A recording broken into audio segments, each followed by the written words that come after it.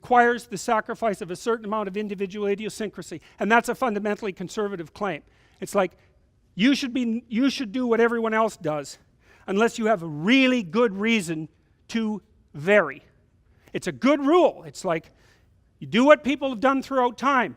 You grow up, you find a partner, you establish a stable relationship, you get a job, you make yourself useful, you have some children, you do something productive and interesting with your spare time, and you try to act like a respectable human being. That's what you do. That's a conservative ethos. And if you have something spectacular about you that needs to be revealed to the world, then break some rules, man. Go right ahead. I'm dead serious about that. But most of the time you don't. And even if you happen to be a special person, and you might be, 90% of you still isn't special. So most of the time you're still going to be following the rules.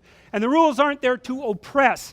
They're there to keep us away from each other's throats, because human beings are very warlike, and we're very competitive, and we're very aggressive. And if we are fortunate enough to have woven together a social fabric that basically renders us peaceful and cooperative, we should try disrupting that at our great peril, because the general rule for human existence throughout the centuries has been turmoil and war, and we don't have that here, and so thank God for that, and it's worth a bit of a sacrifice.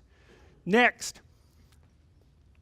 equality, equity, that's worse, right? Equity means equality of outcome. It means that every single organization has 50% women and 50% men. Doesn't matter whether the men and women differ in their intrinsic preferences, which, by the way, they do. The scientific literature on that is completely clear. It was established by the early 90s. It was established in the Scandinavian countries, where they've done most to flatten out the socioeconomic differential, say, between men and women. Didn't get rid of the differences between men and women. In fact, they became exaggerated. The biggest personality differences in the world between men and women are in Scandinavia, just as the biggest differences in interest between men and women are in Scandinavia.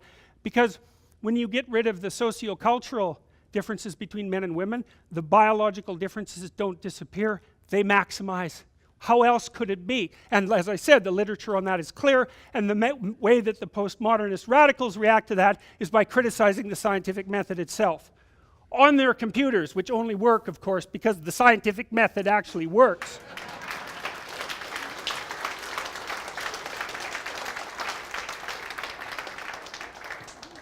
So, you hear the egalitarian clarion call everywhere.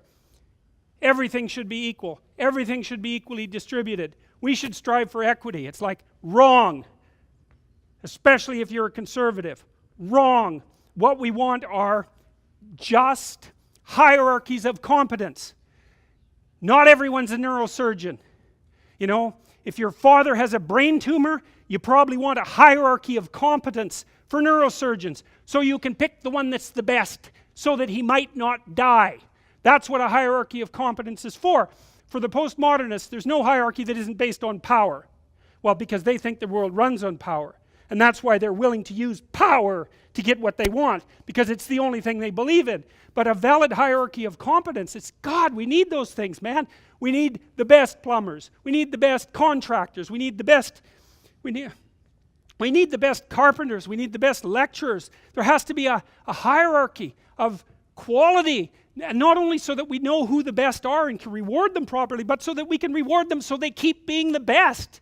It's like, you know, if you have a great educator, if you have a great leader, if you have a great thinker, you want to reward them so they keep thinking and they keep educating so they can tell you something. It's not a reward for their intrinsic being. It's a calculated move on your part to suck everything out of them that's valuable as fast as you can. That's what a hierarchy of competence is for. And the idea that hierarchies of competence don't exist it's so cynical. It's such a pathologically cynical idea. And it's actually quite patently untrue, because here's an interesting tidbit from the psychological literature. Let's say you want to determine what the best predictors are for lifetime success in a Western society. Well, what would you hope for? How about intelligence? There would be a good one. Let's hope the smart people occupy more positions of complexity, right? Because they're smarter. Would you want it any other way? Okay, and that's great. The number one predictor of accomplishment in Western societies is intelligence. So that means the system works. What's the number two predictor? Conscientiousness. Well, what's that? It's a trait marker for hard work. So who gets ahead? Smart people who work hard. Now, that doesn't account for every bit of the difference between people in terms of their hierarchical structure, because hierarchies aren't perfect. They're corrupt. People get to the top sometimes because they're psychopathic, although, believe me, a hell of a lot less than you think. Because a psychopath has to keep moving from place to place, because once he reveals himself as deceitful and untrustworthy, he has to go find new suckers to fleece. So the idea that, there's no distinction between a CEO and a psychopath, it's like, that's only made by someone who A, knows nothing about psychopaths, B, knows nothing about CEOs, and C, has something fundamental against the entire capitalist structure, because it's simply not true. Corrupt, sometimes, greedy, sometimes, short-sighted, sometimes running companies that are doing their best to auger themselves into the ground, and so, it's bad people running a dying organization. But generally speaking, it's not the case. Our hierarchies of competence are reasonably functional, and not only are they functional, they're valuable. We need to know who the competent people are, and we need to reward them. And even more importantly, we need to tell young people, hey, there's some hierarchies of competence out there. Like 1,000 of them. Go be a plumber, man, but be a good one, Be an honest one. I had a plumber once, It was the night before we were putting drywall in our house. We were redoing a house, and he had put in all the plastic piping, and I was going to test the joints. They're supposed to be glued together with this pipe glue, right? And I told him I had to test the joints, and he said, well, you don't have to test my joints, they never leak. And I thought, yeah, that's okay. How about if I test them? So I went up on the 3rd floor and filled the pipes with water, capping them in the basement like you're supposed to. And like half an hour later, I had 2 inches of water in the basement. There were 30 leaking joints. And that was the night before the drywallers were supposed to show up. So he wasn't particularly competent. That's the point of that story. But even more so, he had put a bunch of the plastic pipe outside where the drywall would be, so it would have been sticking through the wall. So I spent a frenetic night, sawing through plastic pipe and re-gluing joints so that the drywallers could come in. What's the point? If you're going to be a plumber, man, be a good plumber, because otherwise all you do is go out there and cause trouble. We don't need people to cause more trouble. We need people to solve problems. And so you can be a tradesman, and you can make a lot of money as a tradesperson. It's a bloody, reliable, honorable, forthright, productive way of making a living. And there is a hell of a lot of difference between a working man who knows what he's doing and one who doesn't, both in terms of skill and ethics, right? And you work with someone who knows what they're doing, it's a bloody pleasure. They tell you what they're going to do, they tell you how much it will cost, they go and do it, it works, and you pay them. Perfect. Everyone's happy. And that's what happens when you have genuine hierarchies of competence. And so you listen to these panderers of egalitarianism and equity, and they fail to recognize completely that there are differences in rank between people. It's not such a terrible thing, man. Maybe you wouldn't be a great lawyer. Like, it's certainly possible. Most people aren't. But that doesn't mean there isn't something you could be great at. There's lots of hierarchies to attempt to climb, and if you fail in one, go try in another. But the point is, you're still trying to aim for the top, and what the hell are you going to do if you don't try to aim for the top?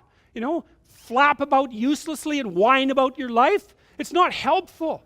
It'll just make you miserable. You're not reliable to anyone. You can't help out in a crisis. It's like, so you tell young people, and this is another message for conservatives, like, I don't care what you're going to do, but go out there and make something of yourself for God's sake. Be an honest person and work and get to the top of whatever it is that you want to get to the top of. And stand up for yourself like a respectable human being, and be a bit of a light on the world instead of a blight. And you can tell young people that, and they haven't been told that by anyone now. And so the young men are so hungry for that it's painful to watch. They're so relieved when someone finally comes up and says, hey, you get your act together a bit, discipline yourself, see if you can learn to tell the truth, concentrate on something for a year or two, you could be a bloody world beater. They think, really?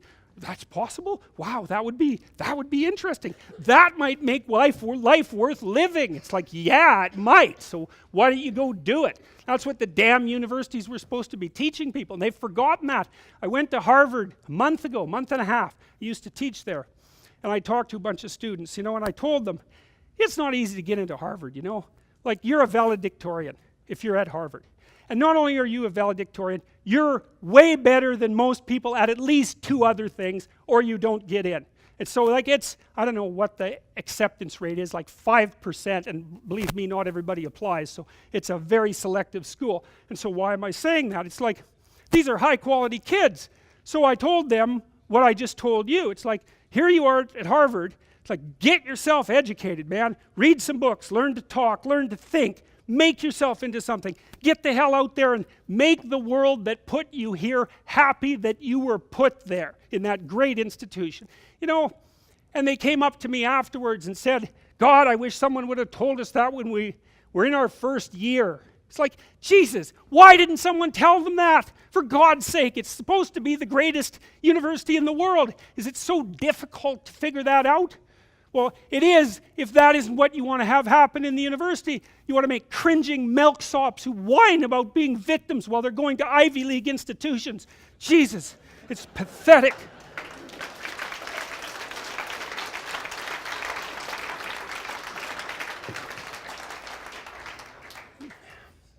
There's an old idea from Carl Jung. I really like this idea. It's a rough one, man. It's like a psychotherapeutic scalpel. Let's say someone's doing something to you you don't understand. It's producing nothing but misery as an outcome. You think, what the hell is your motivation? They won't tell you. Maybe they don't know. So Carl Jung's advice was, look at the outcome and infer the motivation. Okay, so you produce a generation of students privileged beyond belief in comparison to the rest of, like, struggling humanity in all of history. You put them in Ivy League schools and they come out thinking that they're members of an oppressed group and victims. It's like, well, why would that happen? And the answer is, well, that's what the people who taught them wanted to turn them into. And then you might think, well, did they do that because they cared for them? It seems bloody unlikely to me. You take this great raw material, right? I mean, it's taken a lot of work to make an institution like the University of Toronto or like Harvard. We've been working on that for thousands of years. And you invite people in, you think, God, we selected you so carefully because we think you could be a world beater. And then what we do is, we don't teach you how to think, we don't teach you how to speak, we don't get you to read great books, and we convince you that you're a victim and that your culture is corrupt. It's like, great. Well, those people are no friends of those institutions, I can tell you that, and they're even less friends of those students. So hierarchies of competence are desirable, and they should be promoted. So none of this idiot egalitarian equity. It's not good for anyone. First of all, it's impossible. Second, it would be murderous to impose. But third, even if it succeeded, it would fail. As fast as it succeeded, that would be how fast it would fail. Why would you strive for anything if there was no up to strive for? If everything's flat and equal, well, when you're starving or dying, then everyone's equal. And believe me, the egalitarian totalitarians who dominated the 20th century knew perfectly well how to make people equal. And they made them equal in gulag work camps and in starvation. And I'm sure we could attain that if we wanted to. So, all right, next. Borders are reasonable. How about that?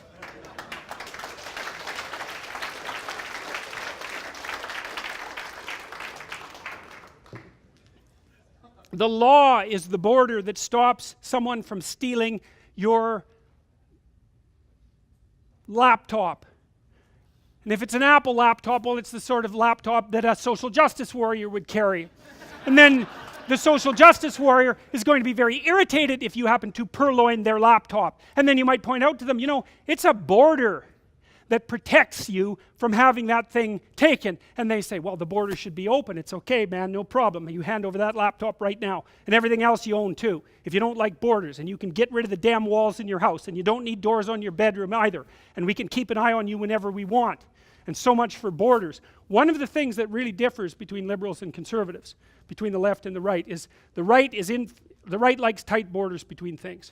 It's part of being conscientious at every level, conceptually, sexually, familially, provincially, nationally. The right says, look, let's keep the borders between things pretty distinct. And the left says, yeah, maybe not, because some of those borders are in the wrong place, and a little bit more free flow of information wouldn't be a bad thing. And the thing is, they're right, but so are the conservatives, and that's why you have to talk. It's like, well, we've got some borders. That's a good thing. Maybe some of them need to be moved around a little bit, and that's what the political dialogue is for. But that doesn't mean that borders themselves are a bad idea. They're a great idea, because without borders, everything mashes into the same untenable state of undifferentiated chaos, and you can't live in that. And so the people who are trying to tear down the borders conceptually, politically, and practically, what they want is the chaos that that would bring. They either want that, or they're too foolish to know that their pursuits will produce that. So let's be a little bit clear that if you stand up and say, yeah, borders, they're okay. They've got their problems, but they're okay. That doesn't make you a bigot beyond redemption. It just makes you someone with some sense. And it's actually okay to be someone with some sense. Limits on immigration are also reasonable. Well, we need to figure out what those limits are.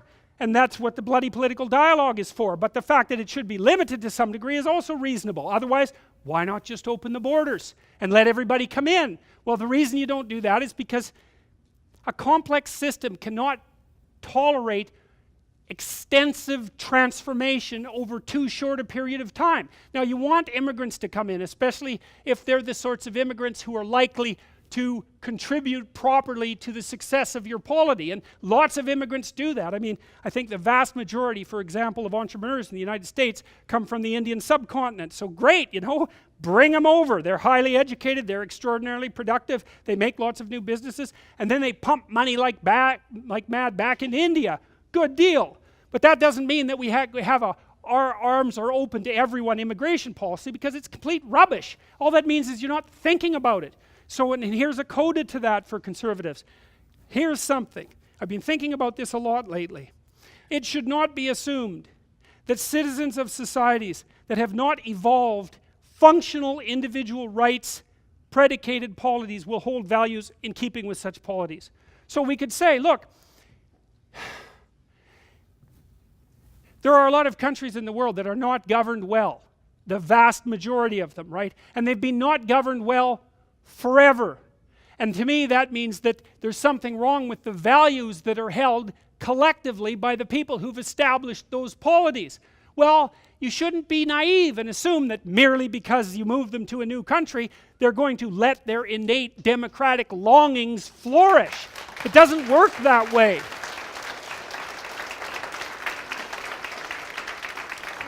So if you stand up and say, look, you know, let's be a little cautious.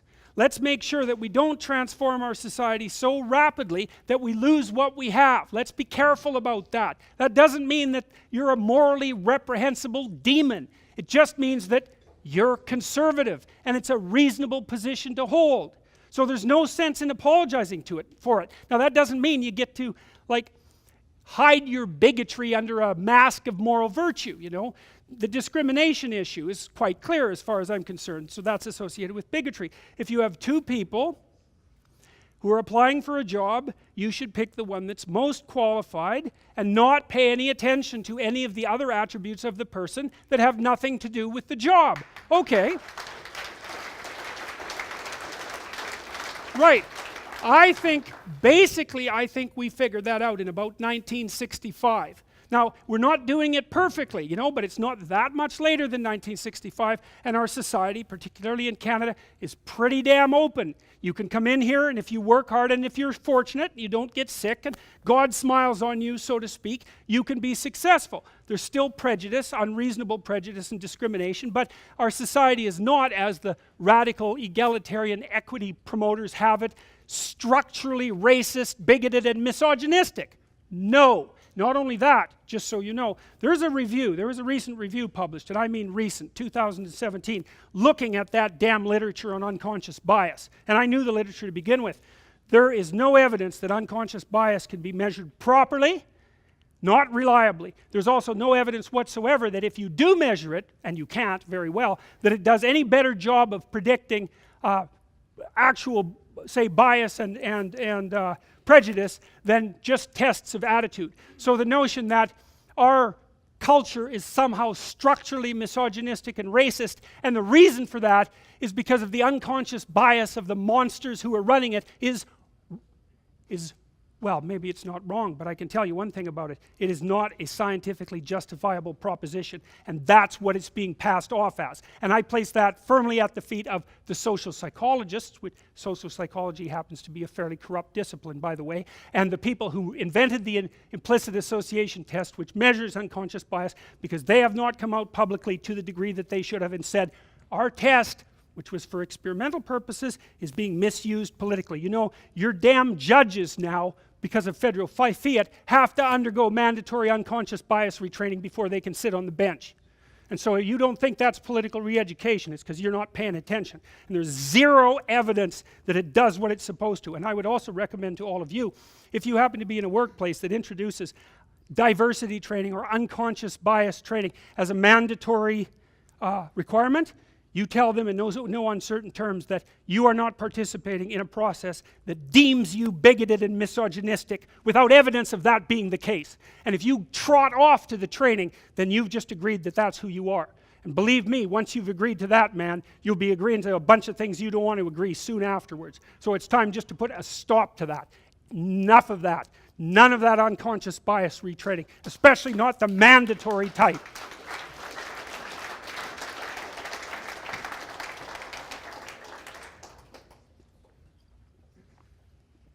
People should be paid so that they are able and willing to perform socially useful and desirable duties.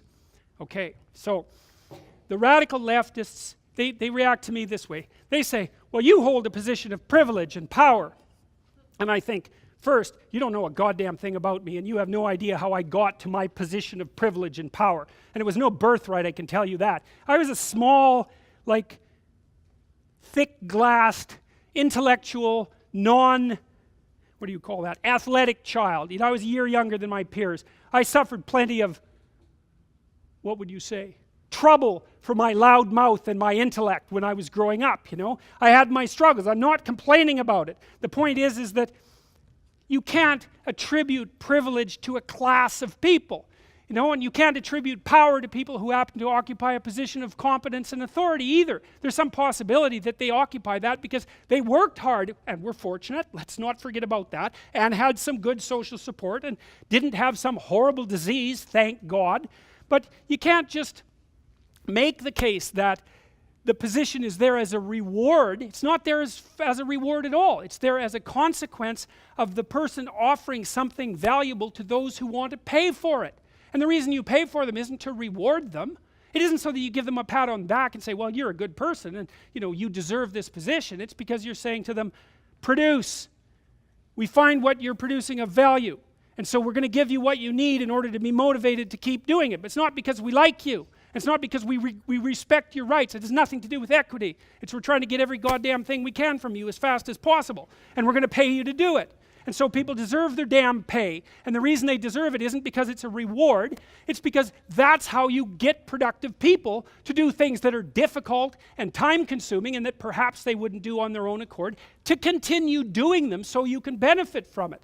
So the whole notion that, we're awarding positions of privilege to oppressive patriarchal types, it's like we just have to get rid of that. Enough of that. That's nonsense. It's absolute nonsense. And the other thing too is, it's only been 30, 40 years, 50 years since women had reliable birth control, right? And we're able to enter the workforce en masse. I'll tell you, man, we've produced a cultural revolution in like 50 years. Women are everywhere. It's like, how bloody fast do you expect something like that to go? And what makes you think that pushing it really hard is going to make it go any better? I mean, as far as I can tell, we managed that transition about as well as we possibly could have. We're still sorting out the details. But the fact that, this is coming very rapidly down the pipes, the fact that half of our corporate board members are women is not indicative of the fact that we live in an unconsciously biased, misogynistic, patriarchal society. Sorry, wrong, not correct. And so we shouldn't be allowing, and this is happening very, very rapidly, and you can be sure Kathleen Wynne is going to be putting this in as policy as rapidly as she possibly can, these equity demands to ensure that there's proportional representation of every gender, every sex, every race, every ethnicity, at every level of every organization. It's like, really? We're going to do that by governmental fiat? It's like, that's not a society I want to live in, I tell you. And I'm quite certain that if you lived in that society for any length of time, you'd learn very rapidly that it isn't a society that you'd want to be part of either. Citizens have the inalienable right to benefit from the results of their own honest labor. That's a good one. Yes, that's a conservative truism. You know, why? Well, it isn't because you're good-hearted and you want them to have money. It's because they'll work if you let them benefit from the work, and you want them to work, because if they work, then they do things that you need. It's as simple as that. It's self-interest, and it's the right kind of self-interest. So if you work hard, it's like, great, have your money. You know, and you hear people all the time talking about how corrupt our society is and how the 1%, you know, occupies this pinnacle position. You know, the 1% turns over pretty damn fast, just so you know it. So you have about a 10% chance of spending at least 1 year in the top 1% chance during your life. I think that's right. I think it's 10%. It might be higher than that. But it's fast. The 1% is stable as a phenomena, but it turns over very rapidly in terms of who occupies it. And it's the same in every society. The wealth is always distributed inequitably. It's a natural law. You can look it up. It was discovered by a guy named Wilfred Pareto back in the late 1800s. Goods tend to distribute themselves inequitably. It can be a problem, but it doesn't mean that there's something fundamentally corrupt about the social structure that's driving it in that direction. And like, you don't want some filthy rich geniuses lying around? Like, maybe you do. I mean, look at what Elon Musk is doing, for God's sake. Maybe he should have 10 times as much money as he has. He's going to launch a rocket every 5 days to Mars in the next 10 years, right? He wants to wipe out fossil fuel cars, and he might do it. He wants to revolutionize the transportation system, and he might do it. He wants to put us on the damn solar grid with his new batteries, and he might do it. It's like, oh no, he has a couple of $1 billion. Well, God only knows what he's going to produce with that. It's like, so obviously there's going to be some corrupt rich plutocrats who do nothing but smoke cigars and snort cocaine. They're not going to live very long anyways. But there's lots of people out there who have the money they have because they would really like to do interesting and creative things with it, not because they're interested in gathering more, you know, paper money to stuff in their mattress and to feel the smooth delight of gold coins between their fingers before they go to bed. Like, what kind of attitude is that towards people who've made their fortune? You know, you think that about Steve Jobs? You think that about Bill Gates? I mean, good God, I don't know how, those people made a lot of money, but man, thank God they were around, you know? They've given us some tools that are just absolutely unbelievable. So, you know, maybe we could leave the jealousy of the successful behind for a while and notice now and then that some of the people who got to where they are actually deserve to get to where they are, and we should be thankful that they exist. That would be nice. A little gratitude. And that's a good conservative value too. It is more noble to teach young people about responsibilities than about rights. That's a good conservative message. It's like you have a son, you know, or you have a daughter, and you say, bloody well, grow up, stand on your own 2 feet, make something of yourself, right? So that I can be proud of you when you come over, and so that maybe you're useful in a crisis. It's like, pick up your damn load and shoulder it and do something useful and forget about your damn rights for a while. You can think about what it is that you should be doing to benefit yourself and your family and society, and you'll find some purpose in your life because of that. And so, well, that's a counterposition to the perpetrators of the endless rights buffet, right? Well, as long as we give you enough rights, you're going to be what? Free? You're going to be happy? It's like, yeah, sure. You'll drown in a sea of chaos. And that's what's happening to people now too. So, and that's why young people are so hungry to have someone talk to them about responsibilities. Here's another one. Radical change should be viewed with suspicion, particularly in a time of radical change.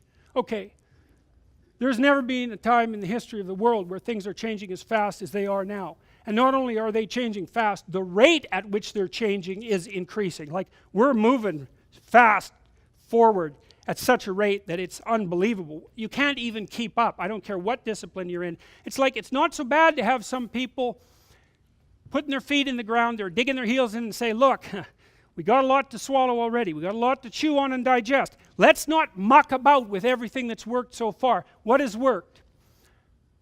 It's not such a bad idea for people to have long-term families, right? We could say, let's try to support the family. We could even say, let's try to support the traditional family. Why? Well, maybe boys and girls need role models of each sex. I know that's a terrible thing to say, but it is possible. It's certainly the case too that intact two-parent families have children that thrive more than broken families. And broken families are a catastrophe for everyone. Now you might say, well, I shouldn't stay with someone that I don't get along with. And it's like, yeah, fair enough, except that there's no one that you're ever going to find to stay with that you're going to get along with all of the time, especially in your shoddy condition.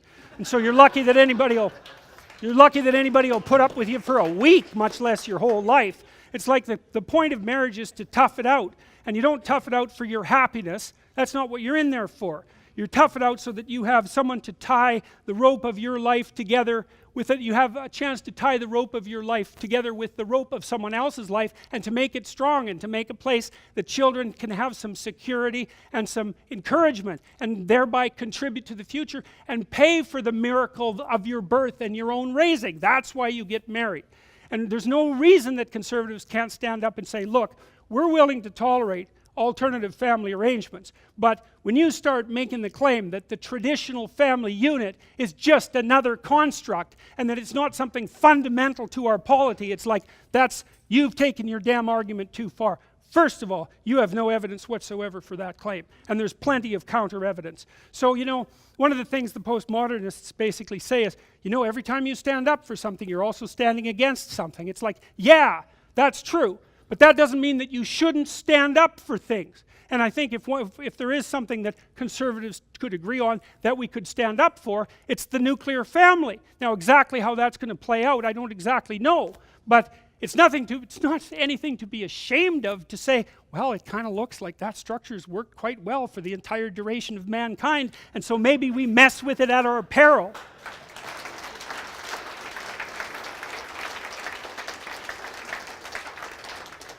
Here's another one. The government, local and distant, should leave people to their own devices as much as possible. Why? Well, part of it's just humility. It's like, I'd rather that there was 1 million of you out there making your own stupid mistakes so that maybe 1,000 of you can get it right, than for one of you to impose their view on everyone and risk getting it catastrophically wrong for everyone at the same time. And that's really the alternative. Like, if you're a social scientist, like I mean an actual scientist, I don't mean a bloody ideologue, one of the things that you learn very rapidly is, you do a simple experiment, you think you're going to predict some element of human behavior. So here's my hypothesis, I'm going to put people in this experimental situation, and this is what they're going to do. And then you run the experiment, and they don't do that. They do something completely different. You find out that even though what you had them do is really simple, you don't have a clue what they're up to. And that's just a tiny little controlled experiment about one little tiny thing, and you're wrong. It's like, one of the great advantages to conservative philosophy is that it's humble. It's humble from the perspective of social experimentation. It's not like everything's great and we should just continue going the way we're going. It's like, well, everything isn't as broken as it might be, and I'm kind of stupid and blind, and all I have is a bat, and probably hitting it isn't going to make it any better. All I'll do is shatter it. And so the conservative says, it's working. Be quiet. Sneak away. Maybe it'll keep working. And that's a perfectly reasonable perspective. Now, obviously, sometimes things have to change, but the conservative can come up and say, don't be thinking that you have so much evidence that what you're doing is right, or that it will have the outcome that you expected. I'll tell you a quick story. This was told to me by a woman named Joan McCord, who was one of the world's first female criminologists, by the way, a PhD from Temple University, a genius level person. Very tremendous integrity, tough person. She did a study in a place called Somerville in the United States, in Massachusetts, in the 1930s. Famous study. And so here was the deal. They'd identified a bunch of inner city kids in rough neighborhoods and felt, that they were more likely to be on a criminal track. Criminal, antisocial, undereducated, alcohol, the whole dismal, wretched underclass phenomena thing was going on. And so they thought, well, let's do an intervention. Let's set up programs to help these kids and see if we can change their developmental pathway. So they designed a fine study, man. I had the kids, I'll get the details wrong, but I got the story right. They had the kids, they made them more literate, they educated them more. They had their parents take training courses. They did social skills training. They did all sorts of things to try to make the kids' lives turn out better. And to top it all off, because the kids were stuck in the inner city, they took them all out to summer camp for a couple of weeks a year. And so they could get away from the city and, you know, enjoy the countryside and have a little bit of a vacation, a little taste of a higher quality life. Yeah, so great. Everyone's thrilled with the damn program. The kids are having a great time at camp. The counselors are thrilled. The psychologists, they think they're doing a wonderful job. Great, it's working beautifully. Except, then they did the data analysis. Guess what happened? The kids in the treatment group, there was a control group, right, that didn't get all this special treatment, randomly assigned. It was a very nice experiment. The kids in the treatment group did worse on virtually everything that was measured. Worse.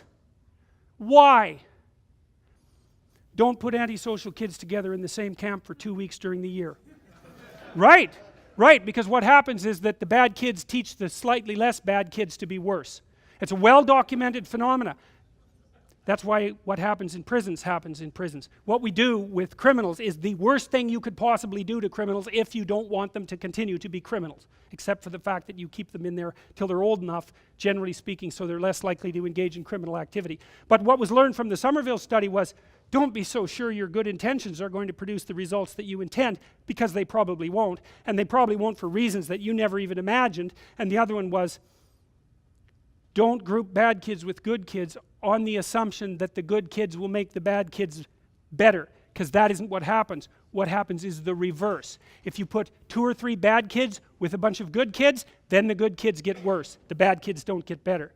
Very well documented social science finding. Well, the reason I'm telling you the Somerville story is because, God, who could argue with that study, right? It's like, these kids were poor, they were struggling. It's like you want to lift them up, you want to make their life better. You do this wonderful, expensive, well-motivated experiment, and then you run the damn data analysis and you find out that there was one thing wrong with your social intervention philosophy that you didn't understand, and you actually made it worse. Well, and so Joan McCord, she spent much of the rest of her life going around telling social scientists, when you run a social experiment, politicians, the same thing. When you run a social experiment, especially on a large number of people, especially without their consent, then gather the data and do the follow-up study. Because it's highly probable that you'll find that what you did didn't work, or maybe it even worked backwards. And you'll never know that unless you do the study. And so what people took away from that, the social interventionist types took away from that was, whatever you do with your social intervention policy, don't run the study. Right. Right, that was the wrong lesson, by the way. Okay, and this is what I would close with for the conservatives. This is a nice one. I really like this. We hear a lot about the sins of the West, and they're manifold, because people are corrupt and our societies are corrupt. But you have to think about it in terms of relative corruption rather than absolute corruption. It's like, well, you know, your family is not perfect, but there are worse families. Compared to the perfect family, your family isn't looking so good. But compared to other families, maybe it's not looking so bad at all. Okay, so how do we judge our political system?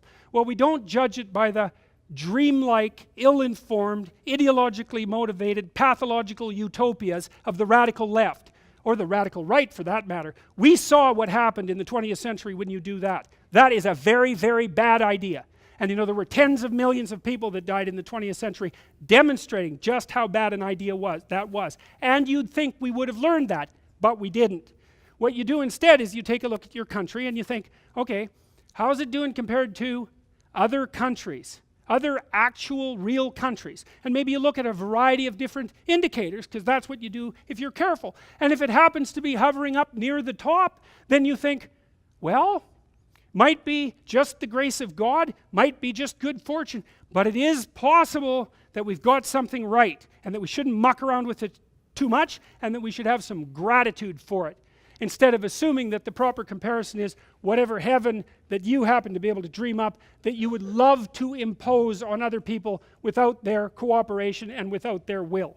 And that's what the bloody social utopians are selling us. And they're doing everything they can to implement and institute that as rapidly as possible. It's like, enough of that.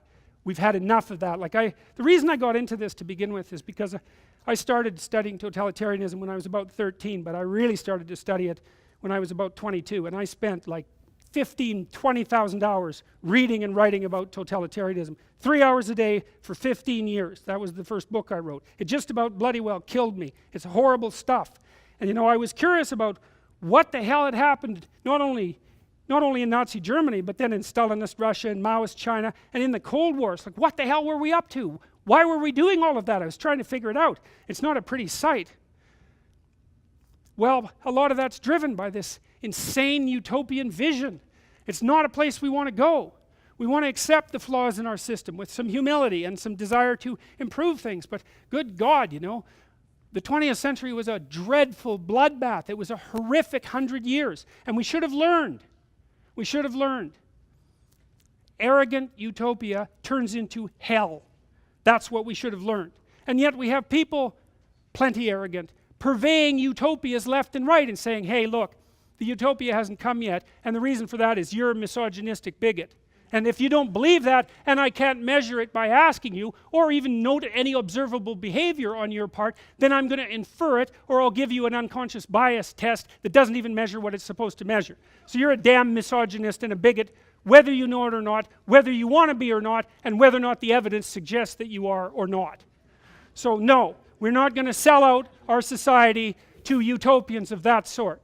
And so I would say to people who want to be conservative, first of all, you have every right to be conservative.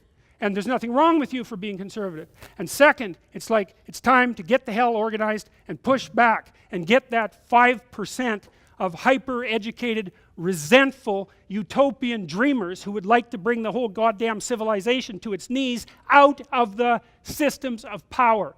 It's not the same country it was 10 years ago. We need to wake up and we need to stop this from happening. I would say, these are more practical circumstances. The Ontario Human Rights Commission, that thing has to go. The social justice tribunals, I mean it, man.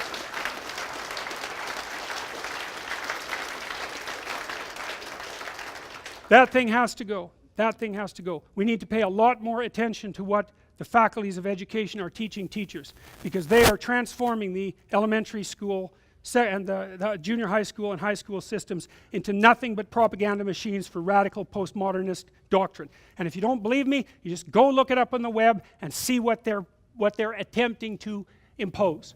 And so that's got to stop, right? OISE, the Ontario Institute for the Studies of Education, that is not a good place.